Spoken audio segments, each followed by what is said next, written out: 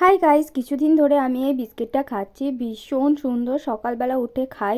আমার তো ভীষণ ভালো লেগেছে। এটা আমি বিশাল থেকে নিয়ে এসেছি। তারপরে ওই 12টার সময় করে একটু পাস্তা খেয়ে চলে যায় হচ্ছে ছাদে। এই ভিডিওটা আমার শ্যুট করার ছিল, যেটা আমি অলরেডি আপলোড করে দিয়েছি শর্টসে।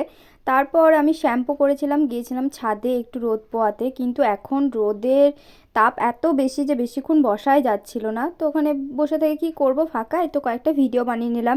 এমনিও গাঁদা ফুলগুলো এবার মরে যাচ্ছে, তো গাছগুলোকে তো আর দেখতে পাবো না, তো সেই জন্য কয়েকটা ভিডিও বানিয়ে রাখলাম। আর সন্ধ্যের দিক করে মা বানিয়েছিল একটু এগ রোল।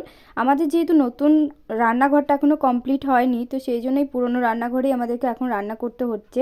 আর ব্যাকগ্রাউন্ডটা ভীষণ খারাপ এই পুরনো রান্নাঘরের। তো তারপর সরস্বতী বিসর্জনের জন্য সরস্বতী ঠাকুরটাকে নিয়ে আসে ওরা। আর এখানে প্রচুর আওয়াজ হচ্ছিল, বক্সগুলো এত বেশি বড় বড় যে কী বলবো। তো দেখা হচ্ছে নেক্সট ভিডিওতে, ততক্ষণের জন্য বাই। আর চ্যানেলটাকে অবশ্যই সাবস্ক্রাইব করুন।